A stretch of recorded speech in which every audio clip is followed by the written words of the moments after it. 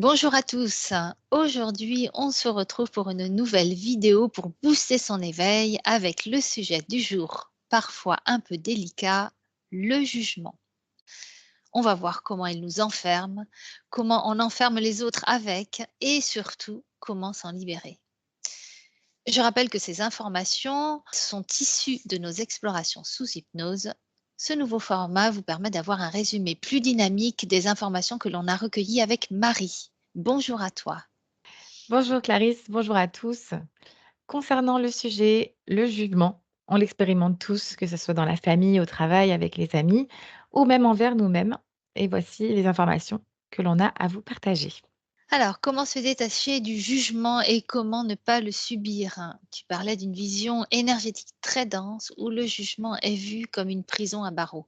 Peux-tu nous expliquer cette idée? Oui, c'est la première information que j'ai eue, cette perception énergétique dans une dimension assez dense où le jugement m'est apparu comme une prison avec des barreaux tout autour d'un être et où chaque barreau représente un jugement. Ces barreaux fonctionnent comme des cadres ou des références. Que si, tu sors de ce cadre, tu vas être jugé ou, tu vas juger à ton tour. C'est un peu un cercle vicieux. Dès qu'une personne sort du cadre, on la juge, on se rajoute alors nous-mêmes des barreaux, on enferme l'autre avec de nouveaux barreaux et on consolide ainsi, ces cadres et ces références. Donc tout cela nous limite dans notre globalité, dans nos actes, nos pensées, notre liberté, et cetera. Tu expliques ensuite qu'être dans un cadre nous construit aussi. Peux-tu développer cet aspect? Oui, le fait d'être dans un cadre nous construit. On retrouve beaucoup de jugements dans l'éducation, par exemple. On retrouve d'ailleurs beaucoup de jugements dans l'éducation. Par exemple, manger avec ses doigts, ça ne se fait pas. On nous apprend à éviter certains comportements parce que plus tard, si tu manges avec tes doigts, on va te prendre pour quelqu'un de mal élevé, on va te juger. Donc c'est une forme de protection aussi. Alors que dans certains pays, c'est tout à fait naturel, c'est le contraire qui peut sembler bizarre. Comme quoi, on juge ceux qui sortent de la norme, alors que parfois, c'est juste des normes différentes. Exactement. Il y a des normes, dont on ne peut pas sortir, car ce cadre nous rassure et nous aide à vivre en société. Mais du coup, on accepte aussi le jugement de la société. Ça nous fait entrer dans une catégorie, ce qui nous définit d'une certaine manière. Ces barrières nous donnent une ligne de conduite tout en nous limitant. Être comme les autres peut être rassurant et si tu adhères au cadre, tu vas automatiquement juger quand l'autre ou toi-même sort du cadre. Abordons maintenant la notion de juger l'autre. Tout de suite, tu as dit juger l'autre, c'est juger soi, c'est-à-dire. L'autre est un miroir.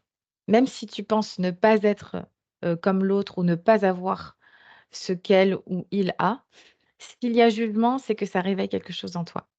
Souvent, ça nous irrite que cette personne se permette, d'être ou, de faire ce que nous, on ne s'autorise pas à être ou à faire. C'est souvent inconscient, mais effectivement, si j'émets un jugement, c'est que ça m'a touché. Et si ça m'a touché, c'est que ça me concerne. C'est aussi un jugement basé sur la norme, c'est-à-dire ma norme à moi dans ma propre réalité. Alors, comment faire pour remédier justement à ce réflexe de jugement envers autrui? La première étape, c'est de prendre conscience qu'on juge l'autre. Ensuite, il faut se demander: «Pourquoi je juge cette personne? Qu'est-ce que j'ai à comprendre?» Ou encore: «Pourquoi moi je la juge alors qu'une autre personne s'en fiche complètement?» Et les réponses à ces questions indiquent ce que je peux travailler sur moi. C'est se demander aussi: «Est-ce que je suis du genre à beaucoup juger les autres?» La réponse, c'est déjà une information sur moi-même. Peut-être que je ne suis pas en accord avec moi. C'est donc une invitation à évoluer, à s'introspecter. Cela veut dire qu'il y a des choses à voir en moi, car sinon je ne les verrais pas autant chez les autres. Alors, maintenant, que se passe-t-il lorsqu'on subit le jugement de l'autre? Tu parlais qu'énergétiquement, c'était comme recevoir une onde. Peux-tu nous en dire plus? Oui, c'est ça. Énergétiquement, ce que j'ai ressenti en état d'hypnose, c'est justement cette onde, comme un impact. C'est le pouvoir que l'autre exerce sur nous. C'est très déstabilisant. La personne impactée est étourdie, elle perd ses repères, elle ne sait plus ce qu'elle est en train de faire et ses projets s'en trouvent perturbés. L'intensité de cet impact dépend du pouvoir que l'on donne à l'autre. La paix réside dans cette question. quel pouvoir donnes-tu à l'autre? C'est-à-dire, quelle importance tu lui donnes? Si tu donnes beaucoup d'importance, tu peux devenir vulnérable face à son jugement. Ça peut avoir un impact énorme sur notre propre vie, jusqu'à se mettre totalement en pause. On a même vu que dans des cas extrêmes, ça peut, pousser jusqu'au suicide. Mmh. Alors comment faire face, à ce jugement qui vient de l'extérieur et nous, déstabilise? C'est bien qu'on ait abordé la notion de juger l'autre juste avant, ça nous permet de comprendre ce que provoque le fait de juger l'autre.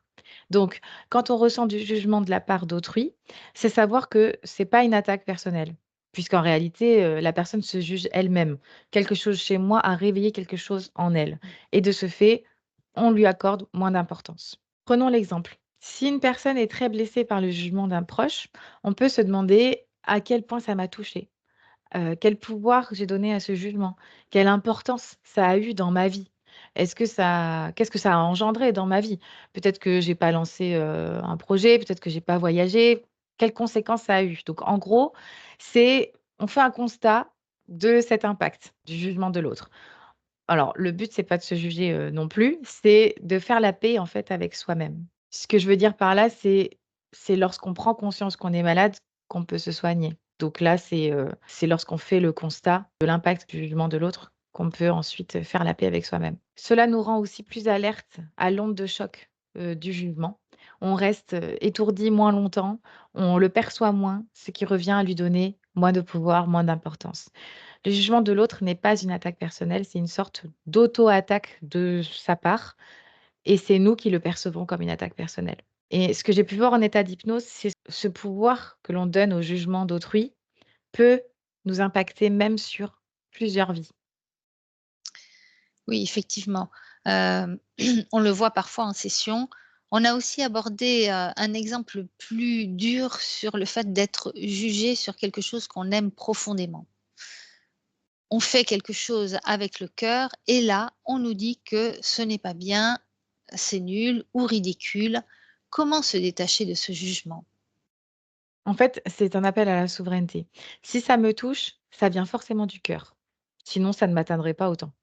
Donc là, c'est se demander: «Qu'est-ce qui est plus important pour moi? Le jugement de l'autre ou faire ce que j'aime? Ce que l'autre dit ou ce que je ressens? Vouloir plaire à l'autre ou me plaire à moi-même?» Donc 2 choix se présentent alors: laisser l'autre choisir à ma place et abandonner ce que j'aime ou asseoir ma souveraineté et exprimer qui je suis. On a observé également l'auto-jugement, le fait de se juger soi-même et on a vu que se juger était très lié à la comparaison avec autrui. Oui, c'est de la comparaison. Se comparer, ça produit soit une sorte d'attaque que tu ressens face à des concurrents ou soit ça t'inspire et la limite entre les 2 est très proche. Cela peut donc te faire avancer si ça t'inspire, mais te faire très mal aussi lorsque ça vient réveiller justement ton ego. Et l'auto-jugement est très lié à l'autre, à la comparaison, à la culpabilité et aussi le fait d'être exigeant avec soi-même. C'est comme si une part de nous, l'ego, était conscient de notre capacité, donc ça c'est très noble, mais il va vouloir à tout prix le montrer aux autres. Parce que oui, le fait qu'on soit un être avec de grandes capacités, c'est un fait, c'est une vérité. Nous sommes des êtres illimités. Mais dès que l'ego rentre en jeu, le piège est là. Il veut le montrer aux autres et prendre le contrôle. Et c'est la même chose dans le fait de se sentir dévalorisé. C'est lié aussi à la comparaison avec l'autre. S'il n'y a pas d'éléments extérieurs pour se comparer, alors il n'y a pas de jugement de soi. Dans ce cas-là, l'ego aussi entre en jeu en se disant que nous ne sommes pas suffisants. Ça suffit pas, faut être plus, faut être mieux, et cetera. Si tu alimentes trop ton ego, tu vas donc tomber dans son piège. Comment faire face à l'auto-jugement? Tu disais que la notion de s'aimer soi était la clé, mais cette notion de toute façon est au cœur de tout. C'est un peu le remède universel. Alors peux-tu nous donner des exemples concrets? On l'a vu, s'auto-juger, c'est se comparer. On s'auto-jugerait pas si on n'avait pas un exemple ou des normes à suivre qui nous touchent particulièrement. Par exemple, nos parents. Soit on considère qu'ils sont des exemples à suivre, soit pas du tout. Si on ne fait pas comme eux, on se juge, ou si on fait comme eux alors qu'ils nous ont maltraités ou voilà et qu'on reproduit cela, on peut se juger aussi. Donc identifier ça, c'est un premier pas pour ensuite apprendre à prendre du recul et faire la paix avec soi. Et pour ceux qui évoluent dans un contexte de compétition où la comparaison est omniprésente, comme pour le sport ou autre, hein, où là, on nous demande justement d'être encore plus performants que les autres, donc de se comparer et de faire mieux que les autres. Comment gérer l'auto-jugement? Dans ce cas-là, on fait le choix de participer à cette compétition. Alors, jouons le jeu. Des fois, tu gagnes, des fois, tu perds. Si tu es trop touché par le fait de perdre et que ça te plaît pas, alors tu peux décider de ne plus jouer. Si au contraire, ça te touche, mais que tu as envie de continuer, alors vas-y, mais prends-le comme un jeu. En général, les gagnants qui paraissent avoir cet aspect chance avec eux, ils gagnent parce que justement, ils jouent et ils prennent du plaisir dans ça. Ça devient plus léger et c'est pas tout son être qui est premier, c'est simplement une part de lui qui joue le jeu et qui le gagne. Oui, et s'il perd, ce n'est pas tout son être qui a perdu, effectivement. Tout à fait. La compétition, c'est défini par des critères précis. Entrer en compétition, c'est une partie de nous qui jouons avec ces critères, avec ces règles du jeu, mais ces critères ne définissent pas l'être en entier. Nous avons d'autres qualités qui ne sont pas propres à ces critères de Mhm. compétition. Oui, ce n'est pas parce qu'à cette compétition j'ai perdu et j'ai été nulle dans ma performance que mon être est nul. Exactement.